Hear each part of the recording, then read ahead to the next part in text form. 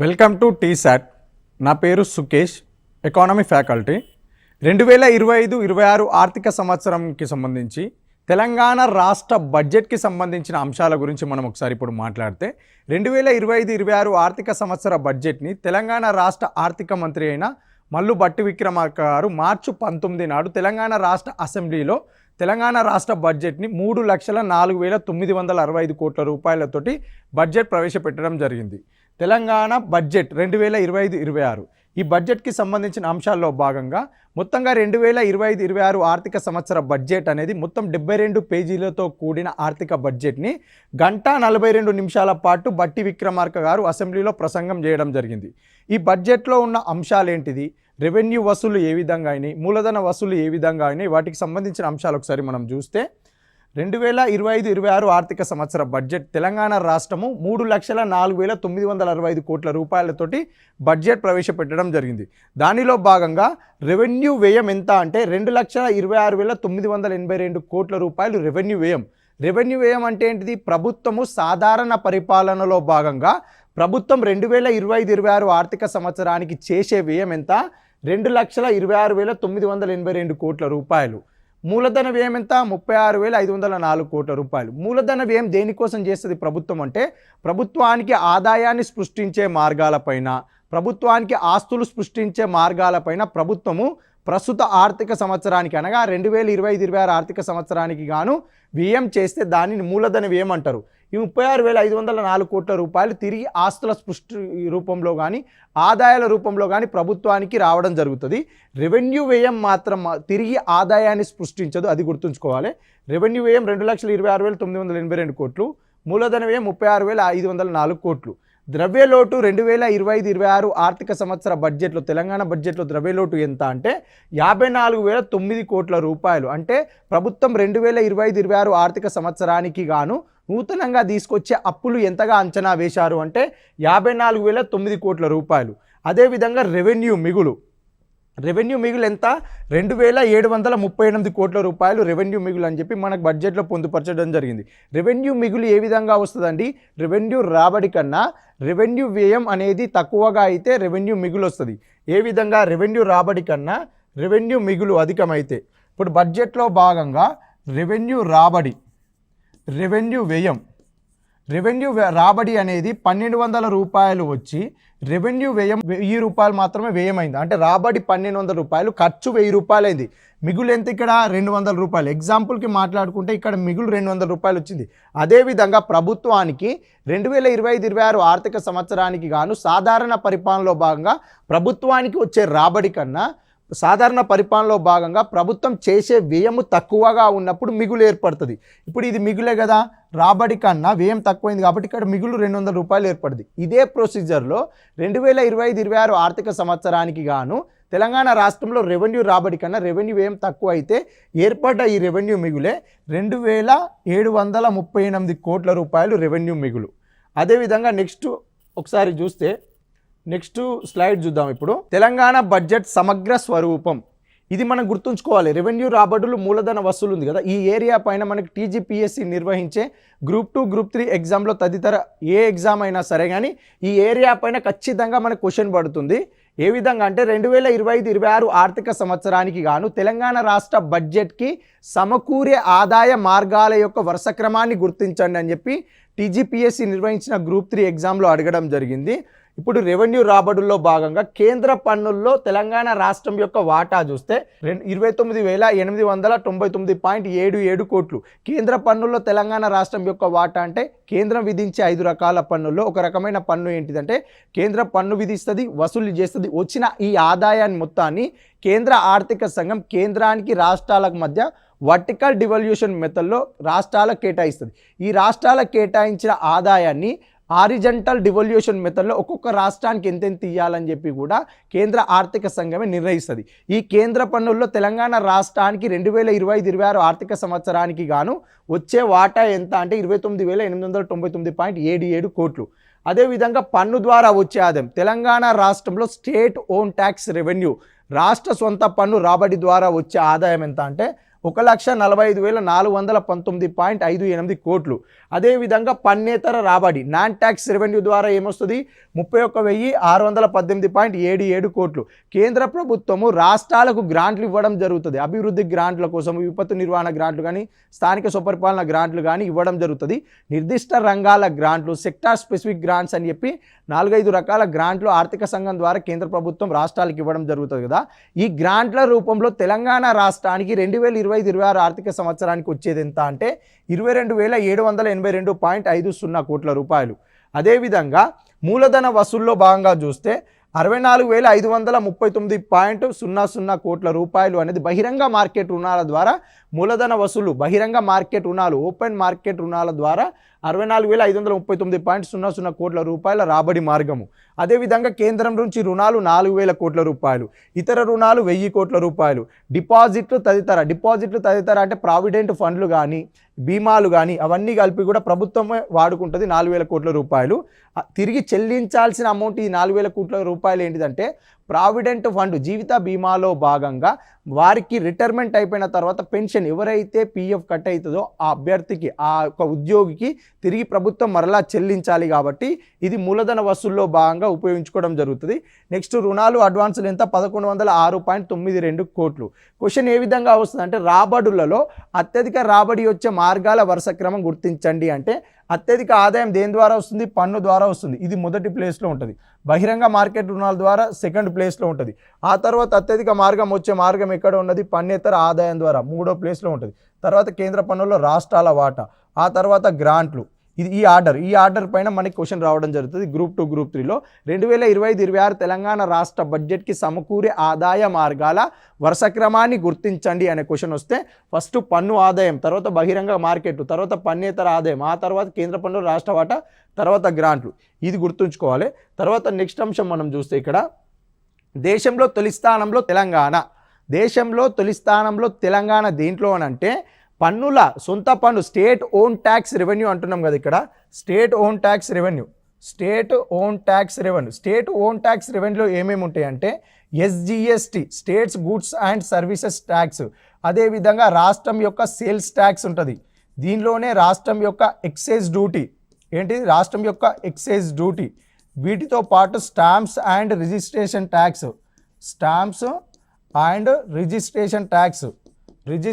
Tax, motor vehicle tax ఇవన్నీ కలిపి state own tax రెవెన్యూలో భాగం. వీటి ద్వారా మొత్తం వచ్చే ఆదాయం ఎంత ఉంటుందో ఆ ఆదాయము దేశంలోనే అత్యధికంగా మన తెలంగాణ రాష్ట్రంలోనే వసూలు అవుతుంది. ఏ విధంగా అంటే దేశంలోని అన్ని రాష్ట్రాల కంటే తెలంగాణ అగ్రస్థానంలో ఉందని చెప్పి తెలంగాణ సామాజిక ఆర్థిక ముఖ చిత్రం 2025లో వెల్లడించారని చెప్పి బడ్జెట్లో భాగంగా తెలంగాణ రాష్ట్ర ఆర్థిక మంత్రి అయిన మల్లు భట్టి విక్రమార్క గారు తెలియజేయడం జరిగింది. గోవా రాష్ట్రాన్ని మినహా భారతదేశంలో ఉన్న 28 రాష్ట్రాలలో ఒక గోవా రాష్ట్రాన్ని మినహా 27 రాష్ట్రాల అంచనాలను 2024 ఏప్రిల్ నుంచి నవంబర్ వరకు పరిశీలిస్తే కేంద్రానికి సంబంధించిన స్థూల పన్నుల ఆదాయం, రాష్ట్రాలకు సంబంధించిన సొంత పన్నుల రాబడి గణనీయంగా పెరిగింది. భారతదేశంలో ఉన్న 28 రాష్ట్రాలలో 15 రాష్ట్రాలలో 50% పైగా ఆదాయం అనేది ఆ రాష్ట్రాల యొక్క సొంత పన్ను రాబడి ద్వారా ఆదాయం సమకూరుతుంది. ఈ 15 రాష్ట్రాలలో అత్యధిక ఆదాయము ఏ రాష్ట్రానికి వస్తుంది సొంత పన్నుల రాబడి ద్వారా అంటే అది తెలంగాణ రాష్ట్రానికి. ఎంత శాతము అని అంటే 88% తోటి తెలంగాణ మొదటి స్థానంలో పన్ను రాబడిలో, స్టేట్ ఓన్ ట్యాక్స్ రెవెన్యూను కలెక్ట్ చేయడంలో 88% తోటి తెలంగాణ మొదటి స్థానంలో ఉంటే 86% తోటి కర్ణాటక, హర్యానా రెండో స్థానంలో నిలవడం జరిగింది. ఇది గుర్తుంచుకోవాలి. తెలంగాణ రాష్ట్రము దేశంలోనే రాష్ట్ర సొంత పన్ను రాబడి వసూళ్లలో 88% తోటి మొదటి స్థానంలో నిలవడం జరిగిందని చెప్పి మన తెలంగాణ బడ్జెట్ అనగా 2025-26 ఆర్థిక సంవత్సర బడ్జెట్ ప్రసంగంలో ఆర్థిక శాఖ మంత్రి అయిన మల్లు భట్టి విక్రమార్క గారు ప్రసంగించడం జరిగింది. అదేవిధంగా శరవేగంగా యంగ్ ఇండియా సమీకృత గురుకులాలు అని అంటేంది రాష్ట్రంలో పేదలందరికీ ఒకే చోట అంతర్జాతీయ స్థాయి సౌకర్యాలతోటి విద్యను అందించేందుకు ఇంటిగ్రేటెడ్ గురుకులాలు అనే ఒక స్కీమ్ని తీసుకురావడం జరుగుతుంది. ఏంటిదంటే యంగ్ ఇండియా సమీకృత గురుకులాలు. యంగ్ ఇండియా ఇంటిగ్రేటెడ్ గురుకులాలు అని చెప్పి ఈసారి బడ్జెట్లో మేము ప్రత్యేకంగా ప్రాధాన్యం కల్పిస్తున్నామని చెప్పి బడ్జెట్ ప్రసంగంలో ఆర్థిక శాఖ మంత్రి గారు తెలియజేయడం జరిగింది. ఏ విధంగా అంటే ఈసారి బడ్జెట్లో 2,900 కోట్ల కేటాయింపులు మేము గురుకులాల కోసమే తీసుకొస్తున్నాము. ఈ 2,900 కోట్ల రూపాయలతోటి రాష్ట్రంలో ఉన్న పేద విద్యార్థులు ప్రత్యేకంగా ఇంటిగ్రేటెడ్ స్కూళ్ళు తరహాలో ఏ విధంగా విద్యను అందిస్తామో అదే తరహాలో ఈసారి గురుకులాలలో మేము విద్యను అందిస్తామని చెప్పి బడ్జెట్లో పేర్కొన్నారు. ఒక్కొక్క గురుకులానికి ఏంటంటే 20 నుంచి 25 ఎకరాల విస్తీర్ణంలో ఒక గురుకుల స్కూల్ని 20 నుంచి 25 ఎకరాల విస్తీర్ణంలో 200 కోట్ల రూపాయలతోటి అన్ని రకాల సదుపాయాలను కల్పిస్తూ ఒక స్కూల్ను నిర్మిస్తాము. ఒక స్కూల్ కోసం 20 నుంచి 20 ఎకరాల కేటాయింపు 200 కోట్ల రూపాయలు ఖర్చు చేయడం జరుగుతుంది. ఈ బడ్జెట్లో దీనికోసం 2,900 కోట్ల రూపాయలు కేటాయించడం జరిగిందని చెప్పారు. అయితే రాష్ట్రంలో ప్రస్తుతం ఎంతున్నాయంటే 1023 సంక్షేమ గురుకులాలు ఉన్నప్పటికీ ప్రస్తుతానికి 1023 సంక్షేమ గురుకులాలు ఉన్నప్పటికీ 662 గురుకులాలకు సొంత భవనాలు లేవు. 662 గురుకులాలు ప్రైవేటు బిల్డింగ్స్లోనే మనం ఇప్పుడు గురుకులాలు నడిపిస్తున్నాము. ఈ 662 గురుకులాలకు కూడా ప్రత్యేకంగా సొంత భవనాలను నిర్మించి అన్ని రకాల మౌలిక సదుపాయాలను కల్పిస్తూ ఈసారి ప్రత్యేకంగా యంగ్ ఇండియా సమీకృత గురుకులాలు అనే పేరుతోటి గురుకులాలను అన్నిటిని కూడా మేము అవస్థాపన సౌకర్యాలు కల్పించి నాణ్యమైన విద్యను అందించేలా కార్యక్రమం చేపడుతున్నామని చెప్పి కూడా బడ్జెట్లో పేర్కొన్నారు. నెక్స్ట్ అంశం ఏంటిది అనంటే యువతలో నైపుణ్యాభివృద్ధి లక్ష్యం. తెలంగాణ యువతలో నైపుణ్యాభివృద్ధి లక్ష్యంగా తెలంగాణ రాష్ట్ర ప్రభుత్వం తీసుకొచ్చిన స్కీమే యంగ్ ఇండియా స్కిల్స్ యూనివర్సిటీ స్థాపన. ఇది ఎక్కడ ఏర్పాటు చేసిరంటే రంగారెడ్డి జిల్లా కందుకూరు మండలం ముచ్చర్లలో 150 ఎకరాల విస్తీర్ణంలో దీనిని నిర్మించి ప్రతి సంవత్సరం 30,000 మందికి ఉద్యోగాలు కల్పించాలని చెప్పి లక్ష్యంగా నిర్ణయించుకోవడం జరిగింది. అంటే యంగ్ ఇండియా స్కిల్స్ యూనివర్సిటీ ద్వారా ఏం చేస్తారంటే తెలంగాణ రాష్ట్రంలో ఉన్న నిరుద్యోగ యువతకి స్కిల్ ట్రైనింగ్స్ రకరకాల ప్రోగ్రామ్స్ నిర్మించి రకరకాల ప్రోగ్రామ్ వాళ్ళకి నేర్పించి వారికి అక్కడనే ఇంటర్వ్యూలు ఏర్పాటు చేసి అక్కడనే వారికి ఉద్యోగాలు వచ్చేలాగా ప్రతి సంవత్సరం 30,000 మందికి ఉద్యోగాలు కల్పించాలని చెప్పి నిర్ణయించుకోవడం జరిగింది. దీనికోసం ప్రత్యేకంగా సింగపూర్ ప్రభుత్వం ఆధ్వర్యంలోని ఇన్స్టిట్యూట్ ఆఫ్ టెక్నాలజీ ఎడ్యుకేషన్ ఏంటిది ఇన్స్టిట్యూట్ ఆఫ్ టెక్నాలజీ ఎడ్యుకేషన్ తోటి భాగస్వామ్యమై యంగ్ ఇండియా స్కిల్స్ యూనివర్సిటీని మన రాష్ట్రంలో ఎక్కడ రంగారెడ్డి జిల్లా కందుకూరి మండలం ముచ్చర్లలో 150 ఎకరాల విస్తీర్ణంలో ఏర్పాటు చేసి సింగపూర్ ప్రభుత్వం ఆధ్వర్యంలోని ఇన్స్టిట్యూట్ ఆఫ్ టెక్నాలజీ ఎడ్యుకేషన్ తోటి టైఅప్ అయి ఇక్కడ తెలంగాణలోని నిరుద్యోగులు ఉన్న ప్రతి ఒక్కరికి స్కిల్స్ అంటే నైపుణ్యాభివృద్ధిని పెంపొందించాలని చెప్పి ఈ కార్యక్రమాన్ని తీసుకురావడం జరిగింది. నెక్స్ట్ అంశం ఏంటిది అంటే 5 ఏళ్లలో 4,000 కోట్లతోటి 25,000 పరిశ్రమలను ఏర్పాటు చేయాలి. దేంట్లో మైక్రో స్మాల్ మీడియం ఎంటర్ప్రైజెస్ సూక్ష్మ చిన్న మధ్య తరహా పరిశ్రమలలో ఏమైనా లోపాలు ఉంటే ఆ లోపాలను సరిదిద్దడం కోసం తెలంగాణ రాష్ట్ర ప్రభుత్వము ఎంఎస్ఎంఈ పాలసీ 2024ను కూడా తీసుకొచ్చింది. ఏంటిది ఎంఎస్ఎంఈ పాలసీ 2024ను తీసుకొచ్చి మేము ఈ ప్రస్తుత సంవత్సర బడ్జెట్ నుంచి ప్రత్యేకంగా ఎంఎస్ఎంఈల పైన దృష్టి పెడుతున్నాము.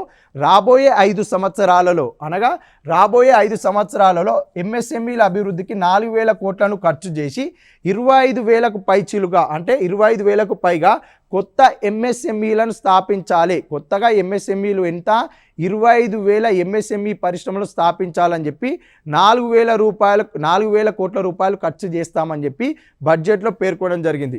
మైక్రో స్మాల్ మీడియం ఎంటర్ప్రైజెస్లు ఎదుర్కొంటున్న సవాళ్ళను అధిగమించడం కోసం నూతనంగా ఎంఎస్ఎంఈ పాలసీ 2024 తీసుకొచ్చారు. అదేవిధంగా రాబోయే 5 సంవత్సరాలలో కొత్తగా 25,000 ఎంఎస్ఎంఈ పరిశ్రమలను ఏర్పాటు చేయడం కోసము తెలంగాణ రాష్ట్ర ప్రభుత్వం ప్రోత్సాహకంగా 4,000 కోట్ల రూపాయలను కేటాయించడం జరుగుతుంది. ఇది కూడా చూసుకోవాలి. అదేవిధంగా కొత్తగా ఇండస్ట్రియల్ పార్కులు ఏర్పాటు చేస్తే నూతనంగా పారిశ్రామిక పార్కులు ఏర్పాటు చేస్తే దానిలో మహిళా పారిశ్రామికవేత్తలకు ఎంత అంటే 5% ప్లాట్లు, అదేవిధంగా ఎస్సీ ఎస్టీ పారిశ్రామికవేత్తలకు 15% ప్లాట్లు కేటాయించాలని చెప్పి కూడా నిర్ణయించుకోరు. ఇండస్ట్రియల్ పార్కు నూతనంగా ఏర్పాటు చేస్తే ఆ ఇండస్ట్రియల్ పార్కులో 5% ప్లాట్లు మహిళా పారిశ్రామికవేత్తలకి 15% ప్లాట్లు ఎస్సీ ఎస్టీ పారిశ్రామికవేత్తలకు కేటాయించడం జరుగుతుంది.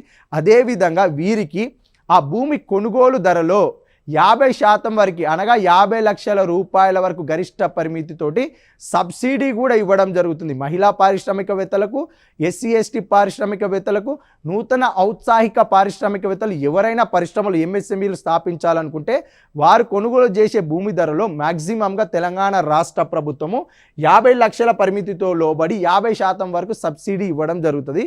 ఇది కూడా చూసుకోవాలి.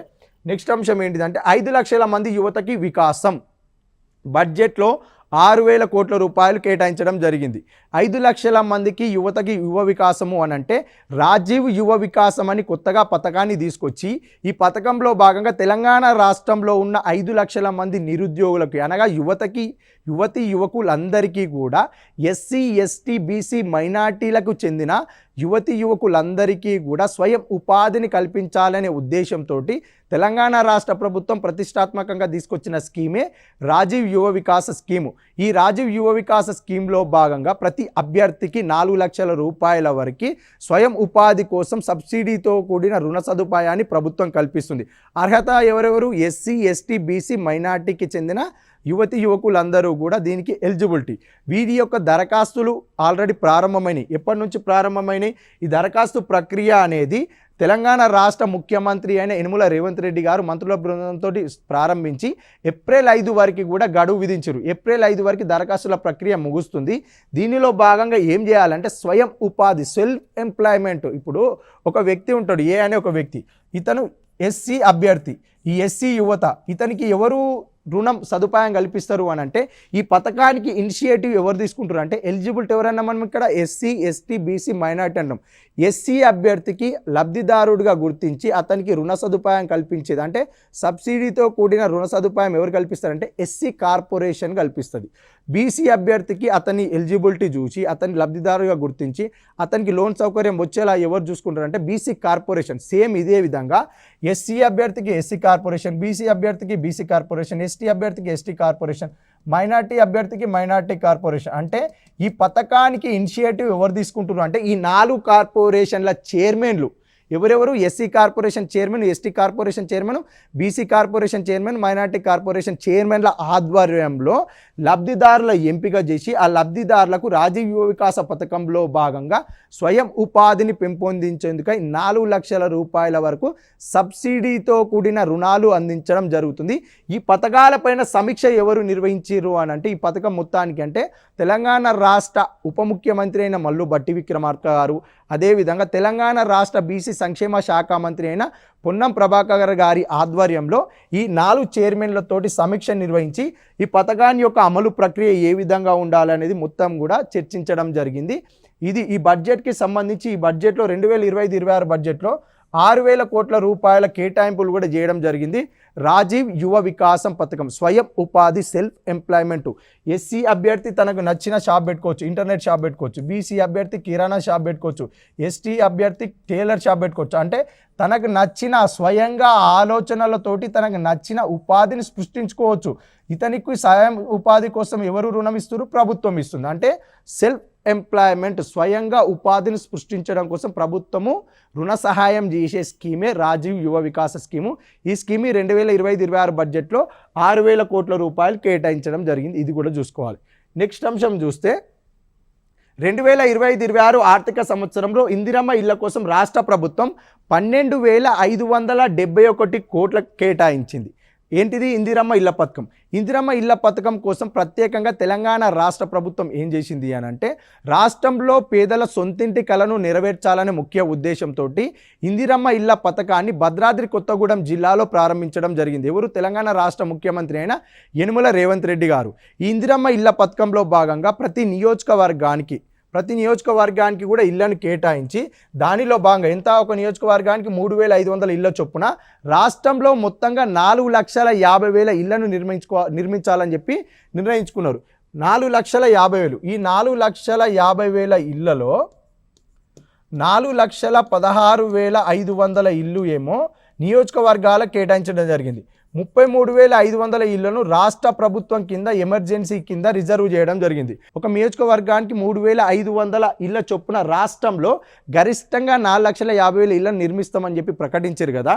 అయితే దీనికోసం ఒక నియోజకవర్గానికి 3,500 ఇళ్లను నిర్మిస్తే ఎంత కావాలి అంటే ప్రతి ఏటా బడ్జెట్లో 22,500 కోట్లు అవసరం. కానీ ప్రస్తుత బడ్జెట్లో ఎన్ని నిధులు కేటాయించారు అంటే 12,571 కోట్లను కేటాయించడం జరిగింది. ఈ ఇందిరమ్మ ఇళ్లలో భాగంగా లబ్ధిదారులను ఏ ఆధారంగా గుర్తిస్తారు అంటే రేషన్ కార్డు ఆధారంగా లబ్ధిదారులను గుర్తించి వారికి సొంతింటి జాగా ఉంటే ఆ సొంతింటి స్థలం ప్లేస్లో ఒక ఇల్లు నిర్మించడం కోసం ప్రభుత్వం 5 లక్షల రూపాయల ఆర్థిక సహాయం చేస్తుంది. ఒకవేళ లబ్ధిదారులు ఎస్సీ ఎస్టీ లబ్ధిదారులు అయితే వారికి 6 లక్షల రూపాయల వరకు కూడా ఆర్థిక సహాయం చేస్తుంది. ఈ ఇందిరమ్మ ఇళ్ల పథకంలో భాగంగా తెలంగాణ రాష్ట్ర ఉద్యమకారుల కోసం అంటే 2014లో తెలంగాణ రాష్ట్రం ఏర్పాటులో కీలక పాత్ర వహించిన తెలంగాణ రాష్ట్ర ఉద్యమకారులకు 250 చదరపు గజాల స్థలాన్ని కూడా ఇందిరమ్మ ఇళ్ల పథకంలో భాగంగా వారికి అందించడం జరుగుతుంది. అయితే రాష్ట్ర ప్రభుత్వం ఎంత ఇస్తుంది? 5 లక్షల వరకు ఆర్థిక సాయం. లబ్ధిదారులు ఎస్సీ ఎస్టీ అభ్యర్థి అయితే వారికి 6 లక్షల రూపాయల వరకు ఆర్థిక సాయం అందిస్తుంది కదా. ఈ స్కీమ్లో భాగంగానే కేంద్ర ప్రభుత్వము పట్టణాలలో కానీ గ్రామాలలో కానీ హౌసింగ్ కోసం కల్పించే సదుపాయాలను దీనిలో ఇన్బిల్ట్ చేశారు. కేంద్రం ఏమేం కల్పిస్తుంది అనంటే ఒక్కొక్క ఇంటికి పట్టణ ప్రాంతాలలో 1,50,000 రూపాయలు, గ్రామీణ ప్రాంతాలలో 70,000 రూపాయలు అందిస్తుంది కేంద్ర ప్రభుత్వం తన వాటాగా. వీటితో పాటు అదనంగా కేంద్ర ప్రభుత్వము గ్రామీణ ప్రాంతాల్లో పట్టణ ప్రాంతాలలో ఇళ్లను నిర్మించడం కోసము 1,000 కోట్ల రూపాయలను కూడా కేంద్రం రాష్ట్రాలకు ఇవ్వడం జరుగుతుంది. రాష్ట్రానికి ఈ 1,000 కోట్ల రూపాయలు పట్టణ ప్రాంతాలలో ఒక ఇంటికి 1,50,000, గ్రామీణ ప్రాంతాల్లో ఒక ఇంటికి 72,000 రూపాయలు కేంద్రం అందిస్తుంది. ఇవన్నీ కలిపి రాష్ట్ర ప్రభుత్వం ఇందిరమ్మ ఇల్లు పథకం తీసుకొచ్చి రాష్ట్ర ప్రభుత్వం కూడా దానికి కొంచెం యాడ్ చేసి ఒక ఇంటికి 5 లక్షలు, ఎస్సీ ఎస్టీ అభ్యర్థికి 6 లక్షల రూపాయలు అందించడం జరుగుతుంది. అదేవిధంగా జిఎస్టీ రాబడి 59,000 కోట్లు. ఎప్పటికీ ఈ 2024-25 బడ్జెట్లో ఈ ప్రస్తుత బడ్జెట్లో జిఎస్టీ రాబడి 2025-26 బడ్జెట్లో ఎంత అంచనా వేసిరు అంటే 59,000 కోట్లు అంచనా వేసిరు. లాస్ట్ ఇయర్ బడ్జెట్లో ఎంత అంచనా వేసిరు? 2024-25 బడ్జెట్లో SGST states goods services tax ద్వారా 50,762 కోట్లు, సిజిఎస్టీ ద్వారా 7,832 కోట్లు కలిపి మొత్తంగా 58,594 కోట్లు వస్తాయని చెప్పి ప్రభుత్వం అంచనా వేసింది. కానీ 2024-25 బడ్జెట్ సవరించిన బడ్జెట్ అంచనాల ప్రకారం చూస్తే ఎంత వచ్చిందంటే 53,665 కోట్లు మాత్రమే వచ్చినట్లు పేర్కొన్నారు. అయితే ఎంత తక్కువ వచ్చింది? 5,000 కోట్ల రూపాయలు తగ్గడం గమనార్హం. అయితే ప్రస్తుత సంవత్సరానికి 2025-26 బడ్జెట్లో రాష్ట్ర ప్రభుత్వం ఎంత అంచనా వేసింది అని అంటే జిఎస్టీ రాబడులు 59,000 కోట్ల రూపాయలు వచ్చే అవకాశం ఉందని చెప్పి అంచనా వేయడం జరిగింది. నెక్స్ట్ అంశం అదేవిధంగా ప్రధాన రంగాల శాఖల వారీగా కేటాయింపులు చూస్తే 6 గ్యారెంటీల అమలు కోసం తెలంగాణ రాష్ట్ర ప్రభుత్వము ప్రతిష్టాత్మకంగా తీసుకొచ్చిన అభయహస్తం 6 గ్యారెంటీల కోసము 2025-26 ఆర్థిక సంవత్సర బడ్జెట్లో 56,084 కోట్ల రూపాయలు కేటాయించడం జరిగింది. అదేవిధంగా ఎస్సీ సంక్షేమ శాఖకి 40,232 కోట్ల రూపాయలు, పంచాయతీరాజ్ గ్రామీణాభివృద్ధికి 31,605 కోట్ల రూపాయలు, వ్యవసాయానికి 24,439 కోట్ల రూపాయలు, నీటిపారుదలకు 23,373 కోట్ల రూపాయలు, విద్య కోసం 23,108 కోట్ల రూపాయలు, ఇంధనంకు 21,221 కోట్ల రూపాయలు, మున్సిపల్ అడ్మినిస్ట్రేషన్కి 17,677 కోట్ల రూపాయలు, ఎస్టీ సంక్షేమ శాఖకి 17,169 కోట్ల రూపాయలు, ఆరోగ్యానికి 12,393 కోట్ల రూపాయలు, బీసీ సంక్షేమ శాఖకి 11,405 కోట్ల రూపాయలు, ఐటీ శాఖకి 7,704 కోట్ల రూపాయలు, రోడ్లు భవనాలకు 5,307 కోట్ల రూపాయలు, పౌర సరఫరాలకు 5,734 కోట్ల రూపాయలు, మహాలక్ష్మి పథకానికి 4,305 కోట్ల రూపాయలు, మైనార్టీ శాఖకి 3,591 కోట్ల రూపాయలు ఈసారి బడ్జెట్లో రంగాల వారీగా కేటాయింపులు చేయడం జరిగింది. ఏ రంగానికి ఎంతెంత కేటాయింపులు చేసిరని చెప్పి మనకి క్వశ్చన్ రావడం జరుగుతుంది కాబట్టి ప్రతి రంగానికి చూసుకోవాలి. 6 గ్యారెంటీల అమలుకు అయితే 54,084 కోట్ల రూపాయలు. ఈ 6 గ్యారెంటీలో ఏ ఏ పథకాన్ని ఎంతెంత కేటాయించారో అవి కూడా చూసుకోవాలి మనము. నెక్స్ట్ చూస్తే 6 గ్యారెంటీల్లో ముఖ్యమైన స్కీమ్లకు కేటాయింపు. ఇప్పుడు 6 గ్యారెంటీలకు ఎంత అన్నాం? ఇక్కడ 56,084 కోట్ల రూపాయలు అన్నాం. ఈ 6 గ్యారెంటీలో భాగంగా ఒక్కొక్క స్కీమ్కి ఎంతెంత కేటాయించారు అనేది మనం ఇప్పుడు చూస్తే 6 గ్యారంటీల్లో ముఖ్యమైన స్కీమ్లకు కేటాయింపులు. రైతు భరోసాకి 18,000 కోట్ల రూపాయలు, చేయుతకి 14,861 కోట్ల రూపాయలు, ఇందిరమ్మ ఇళ్లకి 12,571 కోట్ల రూపాయలు, మహాలక్ష్మి పథకానికి 4,305 కోట్ల రూపాయలు, సన్నవడ్లకి బోనస్ 1,800 కోట్ల రూపాయలు, గృహజ్యోతి పథకానికి 2,080 కోట్ల రూపాయలు, రాజీవ్ ఆరోగ్యశ్రీకి 1,143 కోట్ల రూపాయలు, గ్యాస్ సబ్సిడీకి 723 కోట్ల రూపాయలు, ఇందిరమ్మ ఆత్మీయ భరోసాకి 600 కోట్ల రూపాయలు కేటాయించడం జరిగింది. అదేవిధంగా రాష్ట్ర వృద్ధి రేటు 10.1%. తెలంగాణ రాష్ట్ర స్థూల దేశీయోత్పత్తి gross state domestic product 2024-25 advanced estimates 10.1% వృద్ధి నమోదైందని చెప్పి ఇక్కడ మనకి తెలంగాణ సోషియో ఎకనామిక్ అవుట్లుక్ 2025లో పొందుపరచడం జరిగిందని చెప్పి బడ్జెట్ ప్రసంగంలో మనకి ఆర్థిక శాఖ మంత్రి అయిన మల్లు భట్టి విక్రమార్క గారు తెలియజేయడం జరిగింది. ఇదే కాలంలో దేశ స్థూల జాతీయోత్పత్తి వృద్ధి రేటు ఎంత అంటే 9.9%. రాష్ట్ర వృద్ధి రేటు 10.1% అయితే దేశ వృద్ధి రేటు ఎంత 9.9%. దేశ వృద్ధి రేటుతో పోలిస్తే రాష్ట్ర వృద్ధి రేటే అధికంగా ఉందని చెప్పి పేర్కొనడం జరిగింది. తెలంగాణ రాష్ట్రం యొక్క జిఎస్డిపి విలువ 2024-25 అడ్వాన్స్డ్ ఎస్టిమేట్స్ ప్రకారము ఎంత అంటే 16,12,579 కోట్ల రూపాయలు. ఇది కూడా గుర్తుపెట్టుకోవాలి. మనకి సోషల్ ఎకనామిక్ అవుట్లుక్లో భాగంగా కూడా ఈ అంశం వస్తుంది. అదేవిధంగా నెక్స్ట్ తెలంగాణ రాష్ట్రంలో 2024-25 సంవత్సరానికి గాను ఎంత అప్పులు తీసుకొని ఉంది అని అంటే 60,440 కోట్ల రూపాయలు. ఈ 60,440 కోట్ల రూపాయలు బహిరంగ మార్కెట్ రుణాల ద్వారా 56,940 కోట్ల రూపాయలు, అదేవిధంగా కేంద్ర రుణాల ద్వారా 2,500 కోట్ల రూపాయలు, ఇతర రుణాల ద్వారా 1,000 కోట్ల రూపాయల రుణం తీసుకొని ఉంది. మొత్తంగా ఎంత 60,440 కోట్ల రూపాయల రుణం తీసుకోనుంది తెలంగాణ రాష్ట్ర ప్రభుత్వం 2024-25 ఆర్థిక సంవత్సరానికి. 2024-25 సవరించిన అంచనాల ప్రకారము తెలంగాణ రాష్ట్ర ప్రభుత్వం తీసుకున్న అప్పులు ఎంత అంటే 60,440 కోట్ల రూపాయలు. ఈ 60,440 కోట్ల రూపాయలలో బహిరంగ మార్కెట్ రుణాల ద్వారా ఎంత తీసుకుంది అంటే 56,940 కోట్ల రూపాయలు తీసుకోవడం జరిగింది. ఇది 2,500 కోట్ల రూపాయలు ఎక్కడి నుంచి తీసుకున్నారు అంటే కేంద్రం నుంచి రుణాలు తీసుకోవడం జరిగింది. ఎంత 2,500 కోట్ల రూపాయలు. ఇంకా ఇతర రుణాల ద్వారా 1,000 కోట్ల రూపాయల రుణం అనేది తెలంగాణ ప్రభుత్వం సేకరించింది. ఎప్పుడు 2024-25 సవరించిన అంచనాల ప్రకారం తెలంగాణ రాష్ట్ర ప్రభుత్వం తీసుకున్న అప్పు 60,440 కోట్లు. ఇందులో బహిరంగ మార్కెట్ రుణాల ద్వారా అత్యధికంగా 56,940 కోట్లు, కేంద్ర ప్రభుత్వం నుంచి రుణాలు 2,500 కోట్లు, ఇతర రుణాల మార్గాల ద్వారా 1,000 కోట్ల రూపాయల రుణం తీసుకోవడం జరిగింది తెలంగాణ రాష్ట్ర ప్రభుత్వం. అదేవిధంగా తగ్గిన జిఎస్డిపి వృద్ధి rate gross state domestic product యొక్క గ్రోత్ రేటు 2024-25 అడ్వాన్స్డ్ ఎస్టిమేట్స్ ప్రకారం తగ్గింది. ఎందుకు అని అంటే 2023-24లో గ్రోత్ రేట్ 11.1% వృద్ధి రేటు నమోదైతే 2024-25లో 10.1%గా నమోదైనట్లు ప్రభుత్వం అసెంబ్లీ ముందు ప్రవేశపెట్టిన ఆర్థిక విధాన పత్రంలో వెల్లడించడం జరిగింది. అంటే 2024-25లో 10.1% నమోదైంది గ్రోత్ రేటు. దానికి ముందు సంవత్సరంలో 2023-24లో 11.1% వృద్ధి రేటు నమోదైతే ప్రస్తుత సంవత్సరానికి జిఎస్డిపి వృద్ధి రేటు ఏమైంది, తగ్గుదల నమోదైంది. ఈ అంశం కూడా చూసుకోవాలి. ఎంత 2023-24లో 11.1% వృద్ధి ఉంటే 2024-25లో ఎంత ఉంది, 10.1%గా నమోదైంది. ఈ అంశం కూడా మనం చూసుకోవాలి.